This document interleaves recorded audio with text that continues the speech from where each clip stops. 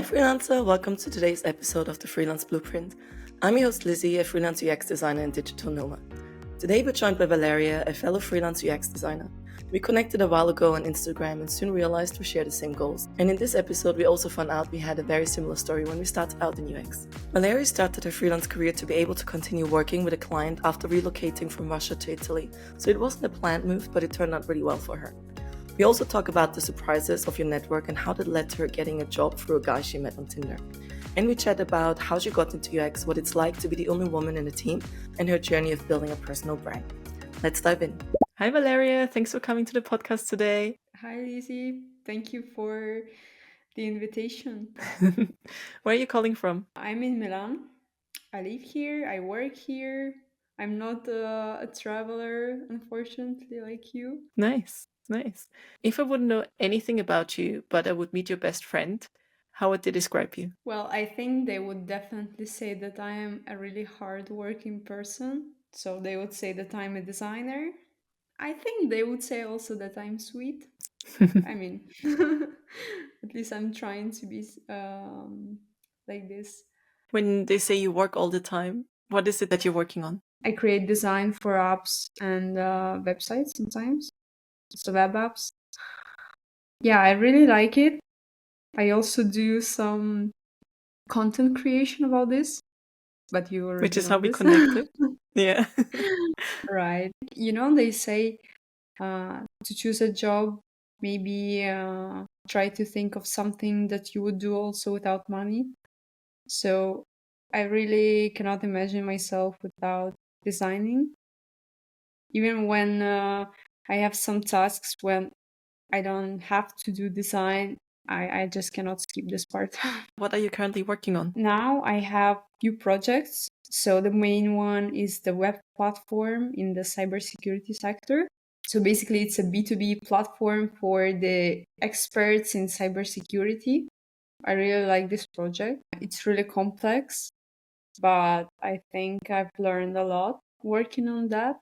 It was also my first B2B project. It's lots of dashboards and some technical specific stuff. Recently, I filmed the content for the course. Actually, today, maybe tomorrow, I'm finishing the editing last 2 videos. I think I Congrats. filmed more than 10 hours of content. It Wow. was so difficult. Yeah. So we're doing this course on web design. Yeah, basically, I work with this team, and they already had the course on web design for starters. So now we did the course for a more advanced level, basically for freelancers. And the other girl in the team, she's more responsible for the sales. So she talks about this. And I'm talking basically about design and animation, also some technical implementation. So that's Nice. how we split this job. Today we're going to have our first call with the group. Nice. Also, it's going to be a live course. Okay, some of the lessons are filmed and some of the lessons will be online.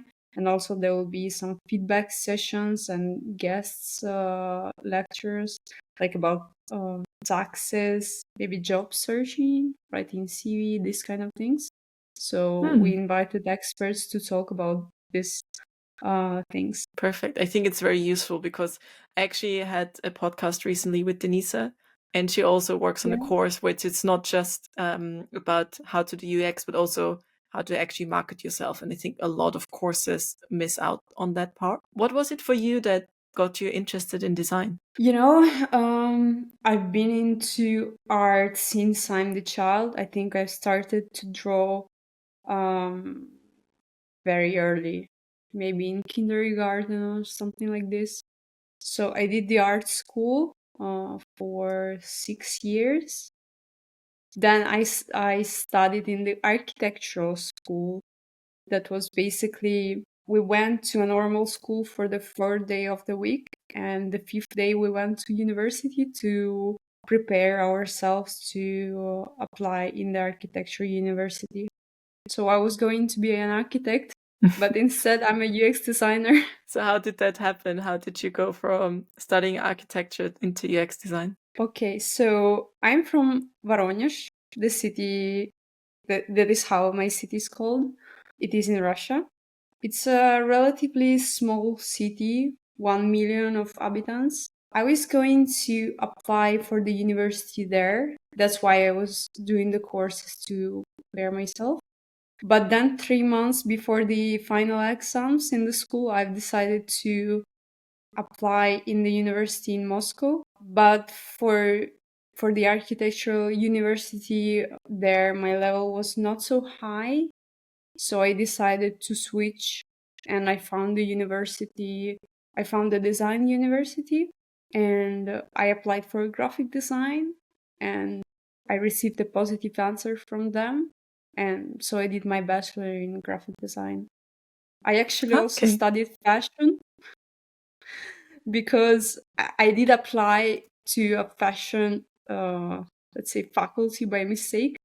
I didn't know that I did. Yeah, I didn't know that I will not have a chance to, to make a real choice.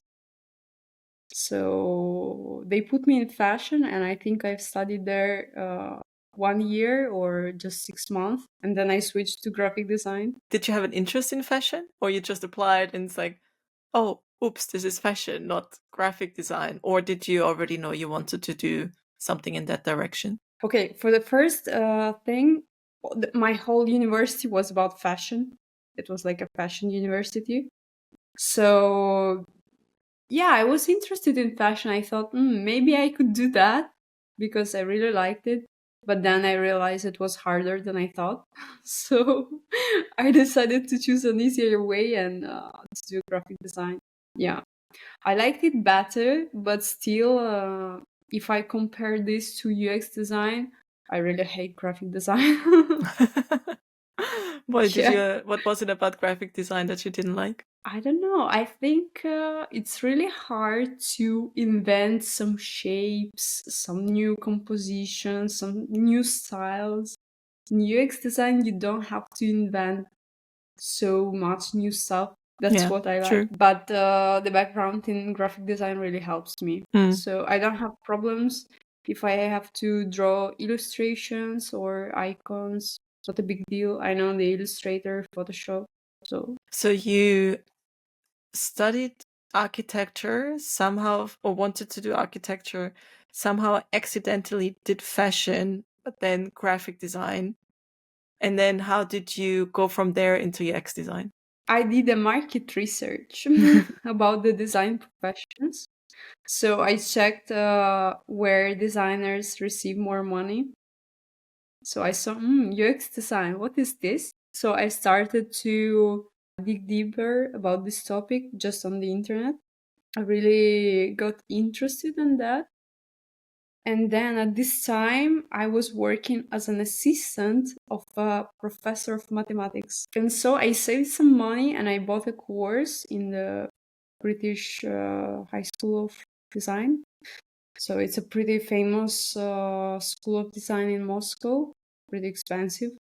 I paid, I don't know, about 400 euros. I mean, at this time it was maybe more, 400 in 4 days. It was a 40 hours course, pretty intense and short.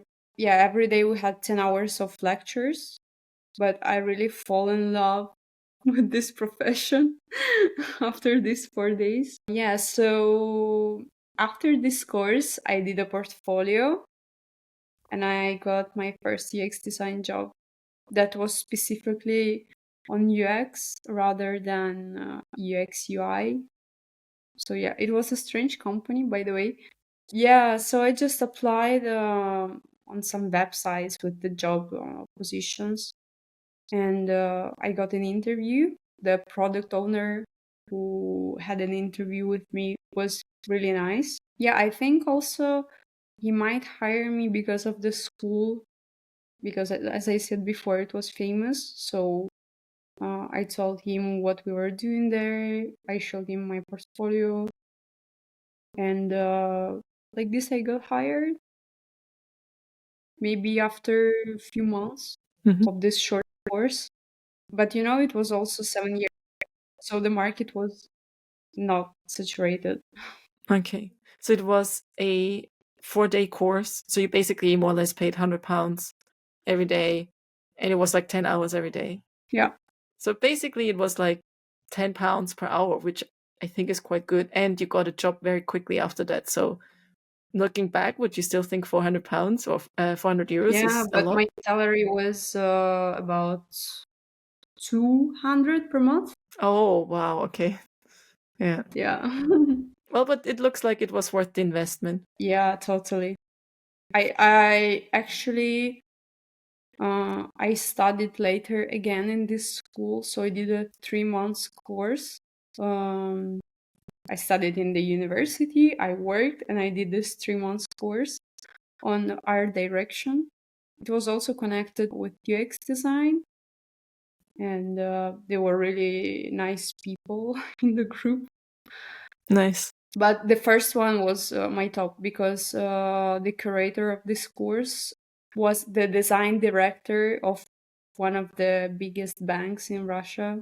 He's really cool. Now he's in New York. He's not in Russia anymore. So you didn't just pay for the education of that course, but you also paid for the reputation of the teacher. I guess more the reputation of the school. And once you got that first UX design job, did you feel like, okay, this is the thing that I want to do for the rest of my life? Or did it feel a bit like, I'm not sure, or this is fashion, or you got into it by accident, or what is it like? No, I really liked the job. Maybe the company was a bit weird because our project was to do an app for parking that is actually cool because the whole city uses your app. Nice. Yeah, but it was a bit strange because I was proposing some ideas. It was okay, but then my product owner left the company and they hired a new one.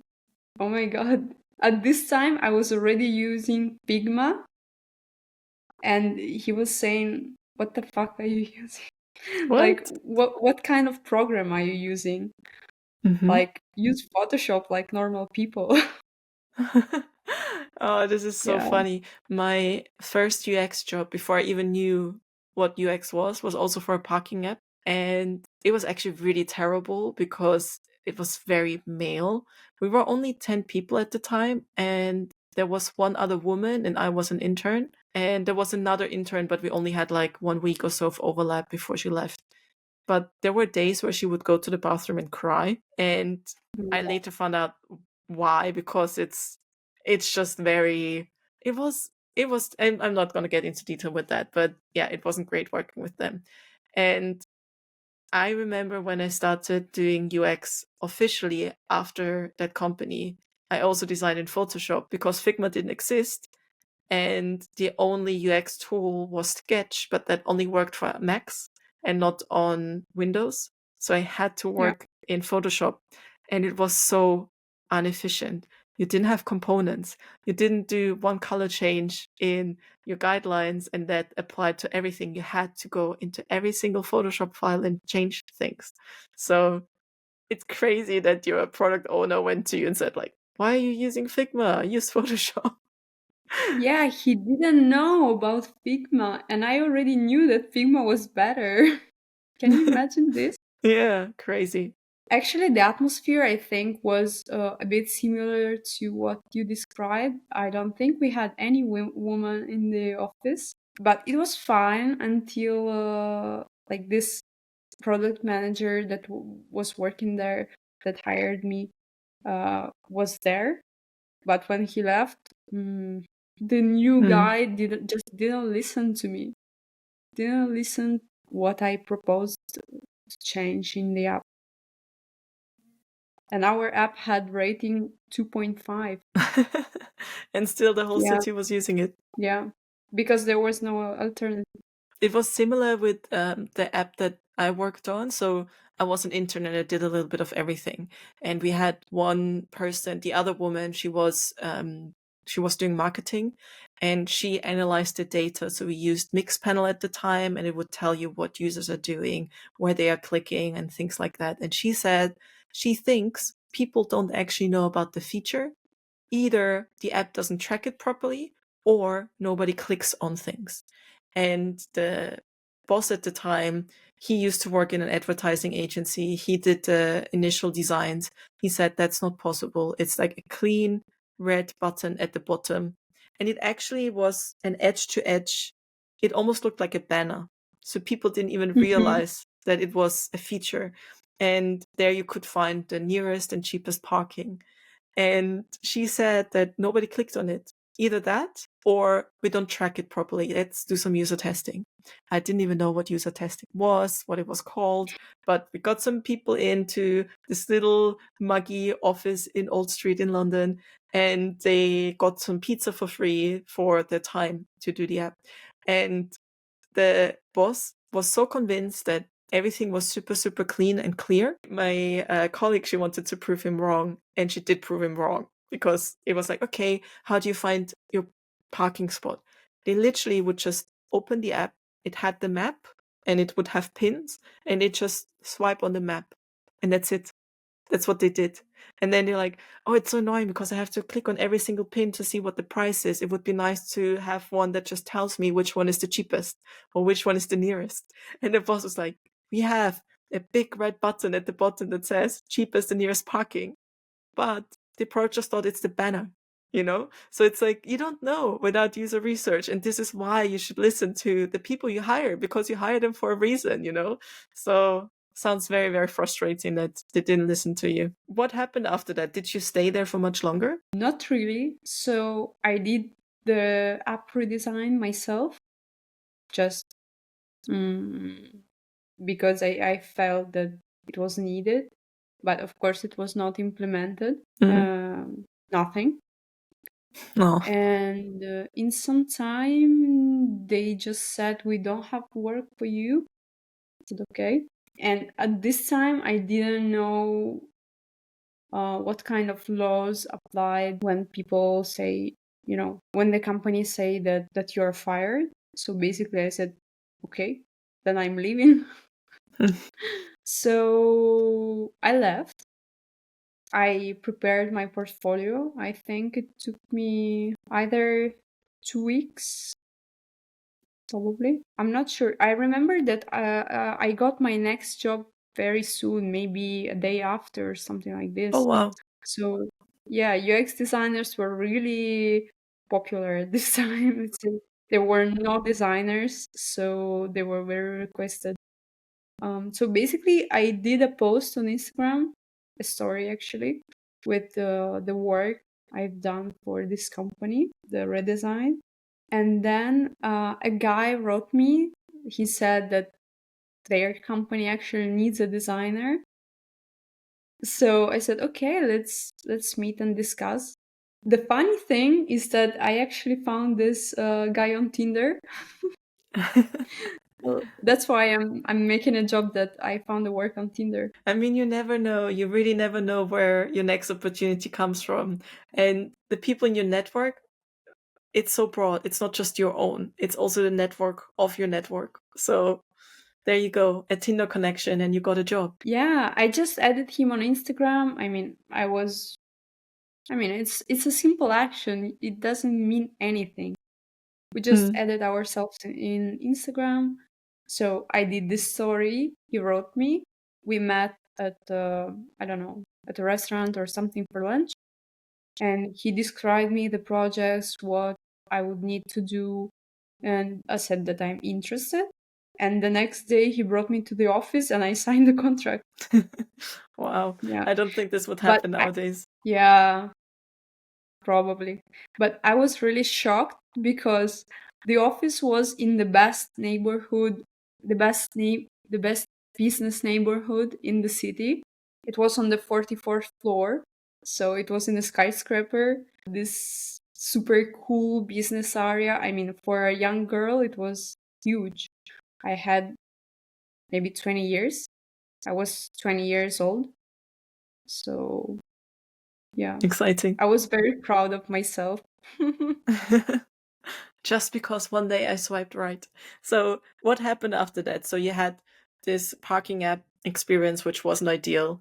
And then you ended up in this high-end office and got this next UX gig. And it's so funny because something similar happened with me. It didn't go right after the Harking App startup. There was a different, like, were other companies in between.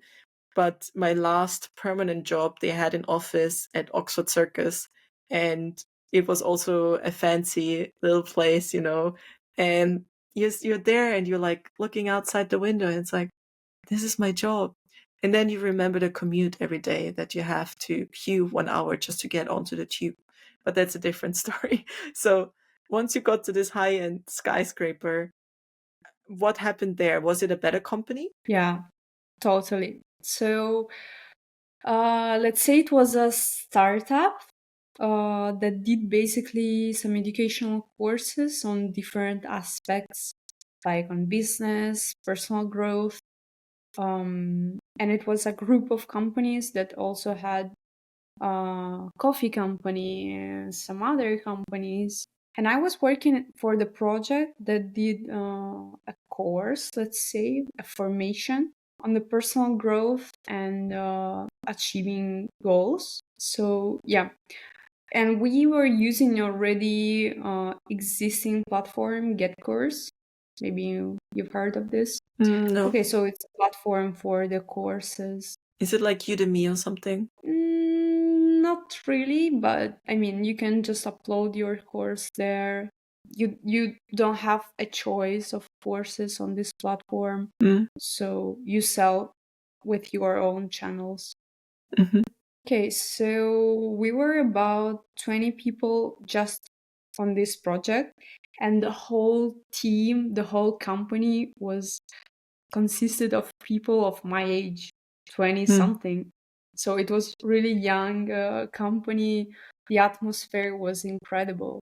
The people were so energized. So, I mean, they were just nice, friendly. I mean, when you have people of your age in the company, I mean, you can find a lot of friends that were like 100 people of your age. It was crazy. Yeah, I really missed then working there because every time we could just, hang out in the office. It was really fun. And there, basically, I was the only designer in the project, so I did a little bit of everything. Also, some graphics for the social media, the landing pages for the course launches, or for some events because we also did live events. And then after that, basically, I said to my boss that I want to do UX. So we built an app in maybe 2 weeks. Was record Wow. time. What was the app about? It was a Pomodoro timer app for productivity. Very simple, but we wanted to have our own app made in our projects, let's say, made in our project. After that, we wanted to build our own platform for the courses. So basically, the company was switching to the edtech direction. So that's why we took this project of building the whole platform for the courses of the company, let's say our own platform for the courses of the company. The problem was that we didn't have people who were actually capable of building such platform. There was only me that basically I switched from a designer to a project manager because I was pushing the whole project. I found a designer for this platform. We took some consultations from some other product owners, but the project was really huge and we didn't have the financing for the building it. I mean, for the developers, the most expensive part. So you designed it, but could you implement it? Yeah, that was the problem. The team of the developers that we were partnering with, let's say, not partnering, they actually did the work for us. So it was like a developing agency. They didn't do their job well, so the products never worked, unfortunately. Yeah, and at this time I was really burned out because I didn't know how to build such projects. Imagine, it was my second job. and it was maybe after 1 year in this company. So I decided to switch, and I was looking for a new job. And then I found a job at Kaspersky, and I moved there. Okay. And how did you transition into freelancing from there? So I worked there about 2 years, I think. There I grew from the junior designer to just the middle position. It was really fun also working there because it's a huge company, there are 4,000 people, I think. I really liked it. But then like for years, I had an idea about moving to Italy. So I had this dream, let's say, to move to Italy. So I started to research how can I do it. And basically, the university was the way to do it. So 1 year before me coming here, I applied to the university. I actually applied to only one university because I really liked the program. And in some time, I realized that they accepted me. That was great because my university is one of the best universities in the world in design. So which one was it? Politecnico di Milano. But there I did the course of product service system design. That was not UX design, but it is about the product that could be physical or digital, the service. So basically the business idea, let's say, and the system. So how do you connect all the actors in this service? Let's say it was bigger than UX, and it gave me another perspective on startups, apps, and services. So you moved to Italy after having worked in UX in Russia, and you studied more design, got into product design. How did you start your freelance career? Okay, so 1 year and a half when I was doing my master, I was working also. And I was working again for Kaspersky, but through an agency because they didn't allow me to work outside Russia. Um, so basically, an agency hired me to work for Kaspersky as a client. After some time, let's say I always wanted to have a more business perspective on design. So I started to explore the possibility of opening an agency in Italy. And basically, I wanted to partner with my ex-boss and create an agency here. And basically, I would be responsible for this. So for this, let's say, company side, for the Italian company side. So I did some research about the, like, let's say, how do you do it legally? And I did some consultation with the lawyer, and she proposed me first to become self-employed, basically, because she knows these rules and taxes, this kind of stuff. Okay, then I had this talk with my boss, and it was really weird. It didn't end up well. Oh, what happened? So I told him that I'm going to be self-employed because it will be, uh, let's say, better for me in terms of law and taxes, and also my residence permit here in Italy. And suddenly he got really upset about this. So I didn't even start saying that, like, what kind of contract we can have between us to be partners. And suddenly he said, so I guess we will not work together. Yeah, I was a bit surprised, and I felt really bad when basically you work with the person for more than a year, and then he says, like, we stop in 2 days or in 3 days. It's not how the business is done, I think. I think business relationships are always a bit tricky because yes, business is one thing, and then the personal stuff is it's difficult to manage when, especially when you become friends, or when, let's say, you're on the same level in the company. You're, let's say, both of you are junior, and then one of you progresses and maybe eventually becomes your manager, even though you started around the same time. It always adds a weird dynamic. And I had managers in the past where you can tell they really want to be your friend, but it just automatically adds this barrier, this little fence between you. Like, for your lunch break, you don't want to have your manager on the table because maybe you want to talk. And that's one thing that I found so interesting about the British people. They talk at work, how drunk they got the last night or the last weekend. In Austria, if you did that, it would be so bad for your reputation. And I feel like in the UK, it's the opposite. And anyway, so you wouldn't want to talk about these things with your boss, but there are some managers who want to be a friend. And it's always tricky when these things happen, especially if there's a miscommunication. So maybe he wanted to work with you, but because you said you're going to be self-employed, he thought it means, oh, you're going to do your own thing rather than we're still going to work Exactly. together. Exactly, but I think I didn't really had a chance to explain my plan better.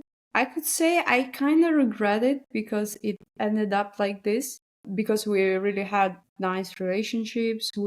He has lots of experience in running an agency and he's a male, so I could really learn from him because probably the stuff we discussed the last time, the imposter syndrome, the searching for clients, naming prices. He didn't have problems with this.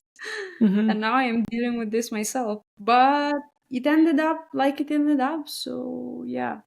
But the client that I was working for through an agency, basically, I told them what happened and they just offered me a contract themselves. They didn't want to switch designers. They just wanted to continue to work with me.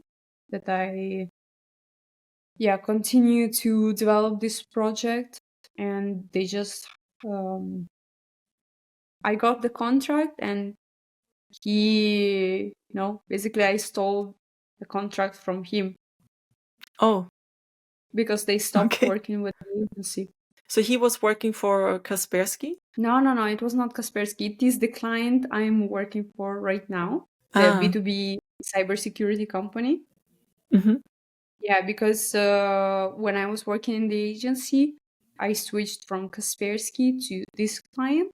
Yeah, I worked for him like some month, for some month.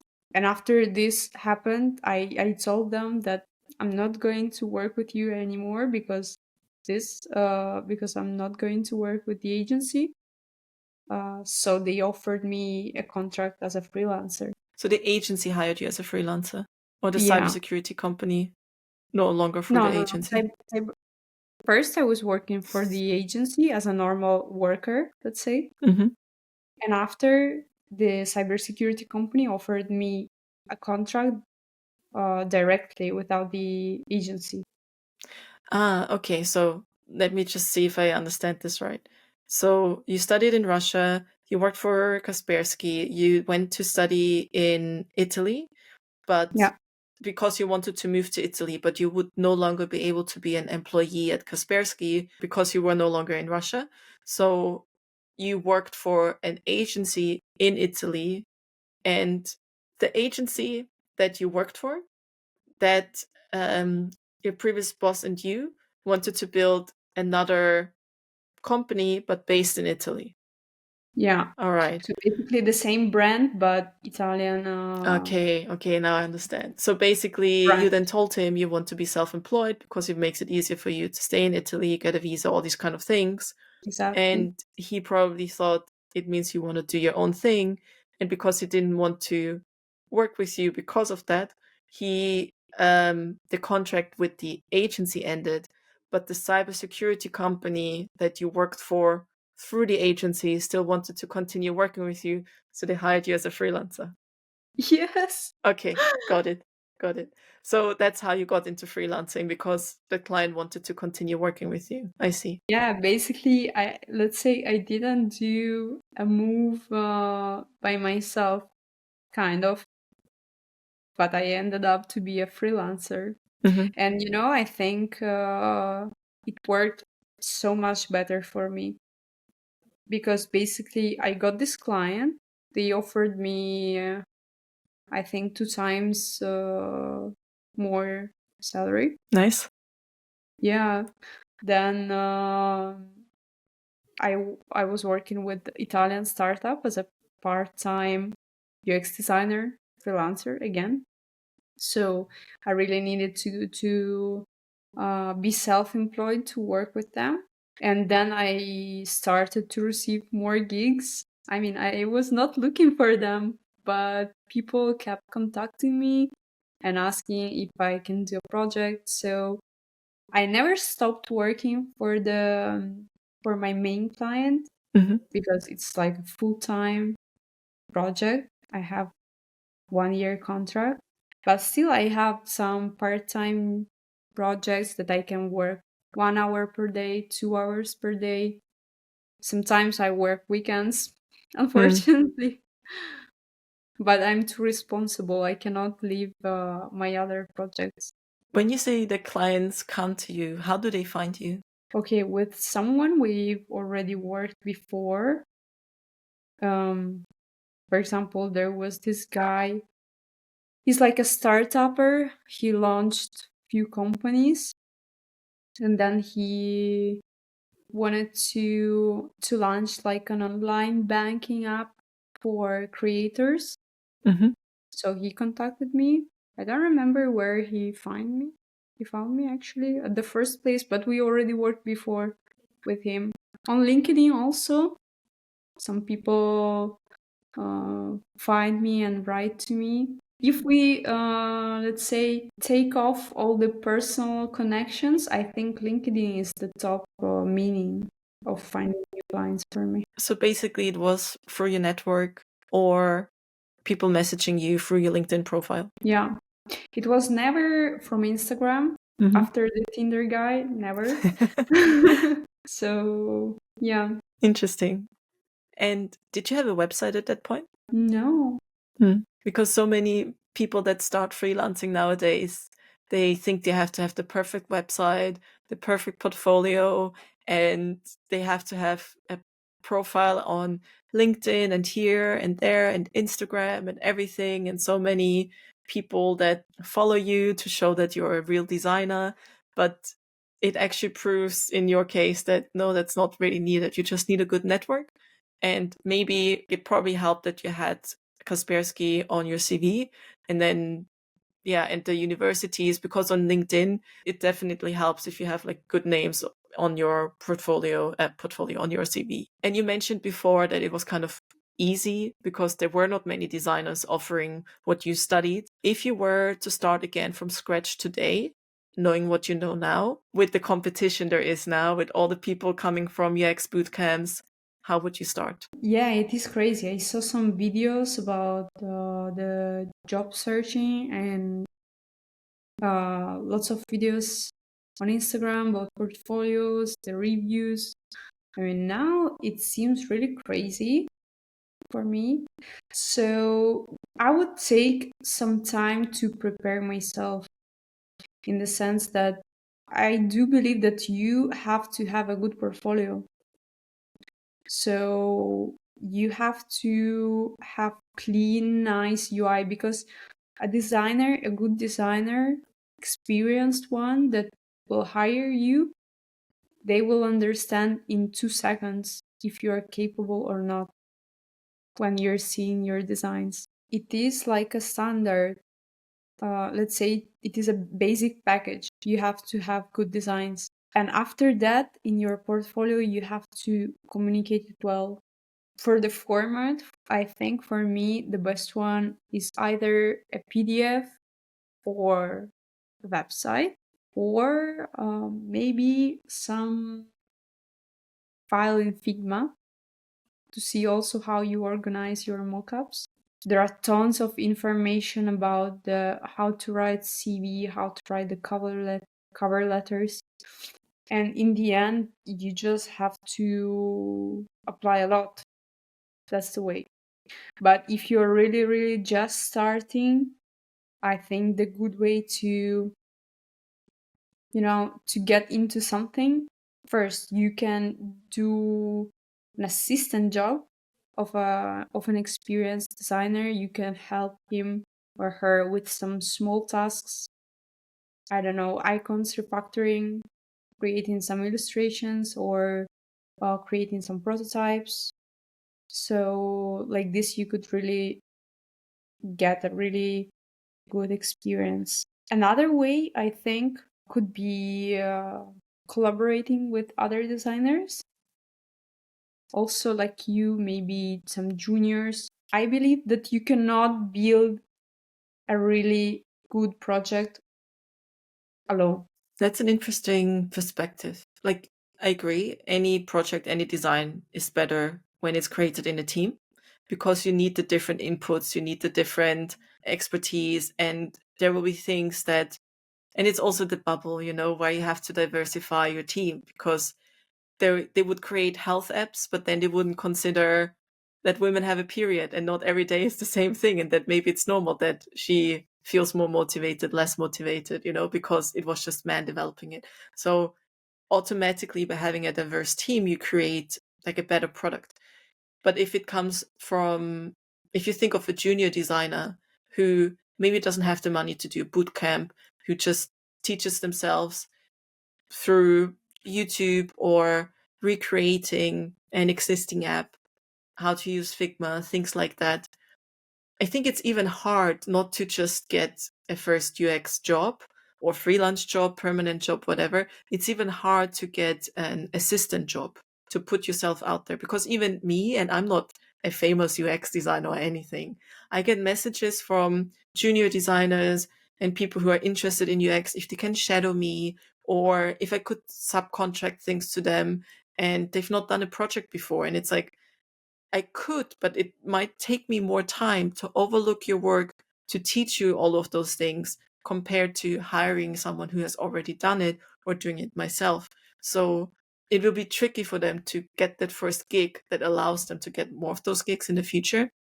So if you think of that, I understand that it will be easier to get an assistant job for a designer. But if they are trying to find a UX job, how can they, in a vast of CVs and cookie cutter projects where every portfolio has the same 3 case studies, how can they stand out? I know you were looking for a designer recently, right? So what was it for you that you were looking for to get them to the next interview stage, for example? I think number one point is that this designer already did a similar job before. Probably you, as a young designer, could choose some niche, for example, crypto projects, and push into this niche, do projects for this kind of clients. I know it might be like a frame, like a restriction, but if you're really good at this niche, it's more highly likely that you will get hired. Often you see job applications where it says, oh, we would prefer if someone already had experience in architectural stuff or the housing market or things like that, because they don't have to explain people the industry. And it happened to me personally in the past where whatever is in your portfolio is what you're going to attract more of. And I had an AI-based dashboard project, and I don't know why I'm not even marketing this project, but maybe it's something that was a bit more rare that designers worked on. But after this one project in my portfolio, I think I had at least 4 or 5 projects that were specifically about data visualization with AI and things like that. I agree, people want to find something where they don't have to explain everything, because they know when you hire someone, you have to onboard them. There will be things that you have to teach them, but it makes their life easier if they already worked in that industry. So you were basically looking for someone who has worked in something or like done similar things as the project you were trying to subcontract? Not exactly, but basically from the all the applications that I have received, I've chosen this guy who actually already who had already done in the past the similar assistant work, and I checked his project. It really it even looked similar Mm. to the app I was working for. And basically, I didn't put him on just one project, but he helped me here and there. Let's say when on the simpler tasks. If you think of anyone who might be listening to this who is at the beginning of their UX career or even is thinking about freelancing, what do you think will be useful for them to know? I don't know if it's relevant or not, but I really do believe in courses or boot camps, whatever you call it. And I think it's really worth saving money and buy a course. I mean, a good one, not just. I know that there are lots of courses on the market right now, so research the reviews. Go ask people who already done this course. Save money, buy this course. People on this course will help you to get in the career. Basically, you can spend years of watching videos on YouTube, structuring information, reading books, but it's not said that it will get you a job. The courses instead, they have structured information. Some of them have curators. So the best ones is the course when you receive feedback. Maybe you have a chat or you receive personal feedback. That's where you can grow a lot. Basically, you started at university, and looking at the industry now, UX design in general, would you recommend people to go to university still, or would it be better for them to get a good course and do the course and go from there? It really depends on the situation because not all the universities are free and some of them cost a lot of money. Me personally, I studied for free because I was lucky enough to, get into this kind of programs. But in general, I would suggest going to university. Okay, maybe my first university was not the best, but in the end, I mean, I think from the position that I have now, I understand that it was not the best. Mm. But at this time, of course, I could not I could not afford myself to study at the best university. But when I studied at Politecnico, I mean, I really appreciate the experience. It was one of the best studying experiences in my life. So I would really suggest something like this to a person.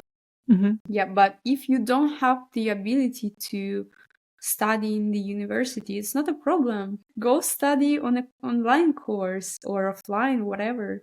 If you don't have an ability to afford a course, go on YouTube. There is nothing that can stop you in becoming a UX designer. I agree. Like if you have access to the internet, even if you don't have a laptop but you have a phone, you can watch so many tutorials and learn so much about it. But yeah, we don't have Figma on mobile yet, so it will be tricky to design stuff and execute it. But there are ways, and you can always go to a library and try Figma from there. So you mentioned before that you kind of got into freelancing by accident, but also you were thinking of running your own agency, like the Italian branch, together with a colleague. So it sounds to me that you have quite a business mindset. Did you always have that? Or is it something that got shaped during university? Or did you grow up with with people that had their own business or were freelancers? Or was this completely by accident? I think I've always had some sort of business mindset. Even if I'm a designer, I always look at the business side. And if I see that something on the business part doesn't work, I always say this to my client or my manager, whatever. I feel like I was always like this. A couple of times I was trying to start my business in not a design related field. I don't know. I just have this approach inside me, I guess. Even if I'm on a job, I'm hired. Um, I cannot hide this. Let's say there is always something inside me that wants to take more responsibility, to manage also. I don't know, to do some optimization, to get into other direction of business. I don't know, marketing, whatever. It is something that is always with me. Let's say um, it is more stressful because when you just have a job, you don't have to worry about anything. You have your salary, you have your vacation days. It is okay, but I'm not always happy with this. I want something more always. And you're creating it for yourself now. So you have your own business and you're going to grow and you're going to Yeah. keep challenging yourself. Yeah, I actually wanted to talk to you about your whole journey on social media because as a freelancer, you also have to put yourself out there. And we came across each other on Instagram. I don't remember how, but I also remember when I came across you. I don't remember how long ago it was, but back then you had like, I don't know, just under 100 followers. And now you like grew quite a bit. Congratulations. I know how hard this is. Tell me a little bit more about your whole social media journey. Let's say it is at the same time my hobby and my work. I always like the social media and Instagram. I like to study how the algorithms work. I like the social aspect of it, obviously. I like the content creation. Again, it is something that I always like to do. So few months ago, I just decided, okay, I need to do that for now without stopping it because before that, I tried again a few times, but then I stopped, I changed topic. So I decided that I want to build a community and a personal brand because, again, as you said, it is really important for, I don't know, anyone who wants to build something online or even offline. It is very important for freelancers because it can get you clients, can get you visibility. It doesn't even important so it's not so important what kind of business you're doing or you will do in the future. If you have personal brand, if you have a community that follows you, you're gonna be successful if you know how to manage this. So this is my goal. Basically, I've always had this idea to create a course for designers that basically I'm already doing just with other team. But again, I'm creating lots of educative content for designers, at least not now because this course takes all my time. So I just don't have time for anything, sometimes even for sleep. Oh, you should prioritize your sleep and yourself. I think that's another thing that many people that start freelancing, running their own business, or just want to climb the corporate ladder, whatever it is their goal is, they often forget that, hey, we just have one life. And the reason we work is because we want to enjoy life, not the other way around. So Yeah. look after yourself. But also, I get it that sometimes it's just a phase and you know you have to push through this hardcore phase so you can relax later. But still, you need your sleep. It makes you more efficient as well. No, okay. Usually with the sleep, I don't have so many problems. I fall asleep very easily. I sleep at least 8 hours. So, Good. but sometimes, like if I'm so full with work, I don't go to the gym that I don't like. Yeah. So my problem is that I like my work so much that I cannot refuse it. I just can't. What is it about it that you like so much? Okay, I like that I have different tasks. I can design, I can delegate some stuff, I can create content, I can teach. There are 4 different works, let's say, and I like this diversity. Nice. Well, thank you so much for joining today. Before I end this conversation, there are 3 questions I asked all my guests, and one of them is, would you ever go back to a permanent job? It depends. how much money do they offer to me? No, it really depends.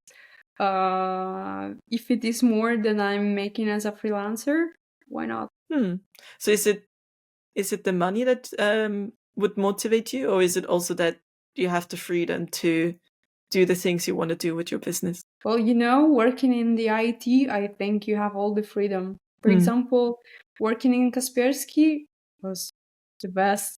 We had the masseuse in the office. Oh, wow. Our 2 gyms, saunas. I mean, what do you need? Nice, yeah. Okay. And if you could go back in time to, let's say, the conversation you had with that colleague or your previous boss who you wanted to build this branch with in Italy, what would you today tell your past self at that time? That's a hard question, actually. Or what would you tell yourself? Like, knowing what's going to happen after and everything, what would you tell yourself? When something happens, you don't always know if it's gonna lead to something good or something bad. In my case, I think it was really good. I guess that it's gonna get better. Good. Nice. And if you think of 5 years from now, where your business might be, maybe you created more than the one course that you currently worked on. Maybe it's become super easy for you to create courses and it's not going to take as much of your time anymore, and you can sleep more and do more work. What do you think your future self 5 years from now would tell you today? Well, I hope I will tell myself that everything that I've done, all the time that I've worked so hard, it was purpose. It did lead to something good. Nice. Thank you so much again. And if any of the listeners want to learn more about you, where can they find you? My Instagram, basically, I send the only link because my name on the other social media is the same. It's UX by Vale. And I just want to say thank you so much for inviting me, because I know what kind of guests you have here on the podcast. I mean, I'm really honored to be around them. Well, I mean, it's about interviewing freelancers, not just those that have already made it or that have a huge following, but also those at different stages, because I think it's more relatable when you compare yourself to someone who is in a similar stage or just a little bit ahead of you or just a little bit behind you, because we often forget how far we've actually come. And it can be very frustrating if you compare yourself to someone. Let's say your goal is to have a big YouTube following and you compare yourself to a creator who has done it for 10 years and has 1 million subscribers. Or if you listen to someone who's in the same journey as you are at a similar stage, and like even our journeys are not that dissimilar. We both went to university. We both had our first UX gig in a parking app, but still it's like there were different times within that. So before that, I didn't go straight from university. I had other jobs before and I kind of repositioned and chose a different career path. So if I would then compare myself with, like at that point, I was 25 when I started UX design. You were 20 and had a job at Kaspersky, So if I would have compared my 20-year-old self with your 20-year-old self, it would have been very depressing. But at the same time, we have different journeys, we have different things, and it doesn't really matter who's on I have people on the podcast who don't even have a social media platform, and everyone has a journey to tell. And it's just to prove that you don't need to have a big following to be successful. You can be a very successful freelancer by not having a social media presence. And that's the whole point of this podcast. So thank you for being a guest. Thanks for taking your time.